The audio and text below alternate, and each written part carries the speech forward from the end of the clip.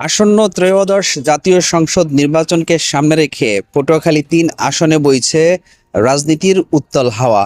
জোটের সমঝোতায় ট্রাক প্রতীক নিয়ে মাঠে আছেন গণ অধিকার পরিষদের সভাপতি ও ঢাকা বিশ্ববিদ্যালয়ের সাবেক ভিপি নুরুল হক নূর। কিন্তু কেন্দ্রের এই সিদ্ধান্ত মানতে নারাজ স্থানীয় বিএনপির বড় একটি অংশ। তৃণমূলের দীর্ঘদিনের আস্থা ও রাজপথের সঙ্গী হাসান মামুন স্বতন্ত্র প্রার্থী হওয়ায় পাল্টে যাচ্ছে সকল হিসাব নিকাশ। পটুয়াখালীর ৩ আসন, যেখানে এখন উৎসবের চেয়েও বেশি আলোচনা চলছে দলের বিদ্রোহ নিয়ে। রাজপথের দীর্ঘ লড়াই আর আন্দোলন সংগ্রামে পাশে থাকা নেতা হাসান মামুনকে মনোনয়ন না দেওয়ায় ক্ষোভে ফুঁসছে স্থানীয় বিএনপির তৃণমূল নেতাকর্মীরা। সারা বাংলাদেশে আজকে ত্রয়োদশ নির্বাচনের হাওয়া বইছে। আজ এই উৎসব মুখর পরিবেশে গলাচিপা 10 মিনার মানুষ বিমর্ষ। কারণ একটি আমরা আশা করেছিলাম ধানের শীষ প্রতীক জননেতা জনাব হাসান মামুন ভাই পাবে।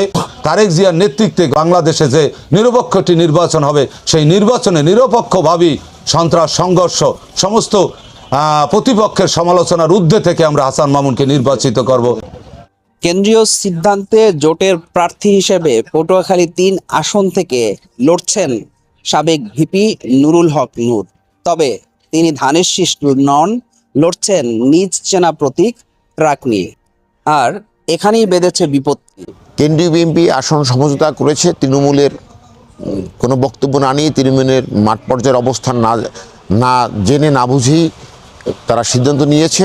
আমরা বিএনপির এই সিদ্ধান্তের শ্রদ্ধাশীল, তবে আমরা এই 2 উপজেলার নেতা কর্মীরা আমরা ঐক্যবদ্ধ হয়েছি। যদি 18 সালে যেভাবে রনিকে মনোনয়ন দিয়েছিল কেন্দ্রীয় বিএনপি, তারপর সে পালিয়ে গিয়েছে। আমাদের আন্দোলন সংগ্রাম তো দূরের কথা, আমাদের যাদের নামে আমার মামলা হয়েছে তাদের খোঁজ রাখেনি। তেমনি এখানে যদি নুরুল হক নূর ট্র্যাক মার্কায় প্রার্থী হয়েছেন, সে নির্বাচিত হলে তার ট্র্যাকের বিস্তার লাভ করবে এবং এই উপজেলায় আমাদের এই দল 2 উপজেলা আমাদের সংগঠনকে এক ধ্বংস করে ফেলবেন। আপনারা জানেন ইতিপূর্বে তো উনি বিএনপির অফিস ভেঙেছে ওনার নেতাকর্মীরা ওনার নির্দেশে, এবং আমাদের একাধিক প্রায় 30 জন লোককে আহত করেছেন চরবিশ্বাস এবং চরকাজলে, এবং আমাদের নেতার ঘাম শ্রম রক্ত এখনও মাঠে লেগে আছে। স্থানীয় নেতাদের সাপ কথা, দীর্ঘদিন রাজপথে নেতৃত্ব দেওয়া নেতাকে বাদ দিয়ে ভোট দেবেন না অন্য কারো প্রতীকে। তৃণমূলের এই চাপাকষ্ট আর ক্ষোভকে পুঁজি করেই স্বতন্ত্র প্রার্থী হিসেবে মাঠে নেমেছেন বিএনপির সদ্য পদত্যাগী নেতা হাসান আল মামুন। মাঠের নিয়ন্ত্রণ নিতে 2 পক্ষই এখন ব্যস্ত বাকযুদ্ধে। একে অপরের উদ্দেশ্যে ছুটছেন সমালোচনার তীর। বলছে যে তাকে হারানোর জন্য নাকি আমি নির্বাচনে দাঁড়াইছি। নির্বাচনের ফলাফল দেখলে জাতি বুঝবে কে কাকে হারানোর জন্য নির্বাচনে দাঁড়িয়েছে। ইনশাআল্লাহ যদি জামাত চরমোনাই জোট হয়, চান্দু 3 নম্বরে থাকবে। তবে সাধারণ ভোটারদের অবস্থান আরও রহস্যময়। তারা কোনো আবেগ বা দলীয় সিদ্ধান্তে গা না ভাসিয়ে চুলছেরা বিশ্লেষণ করছে।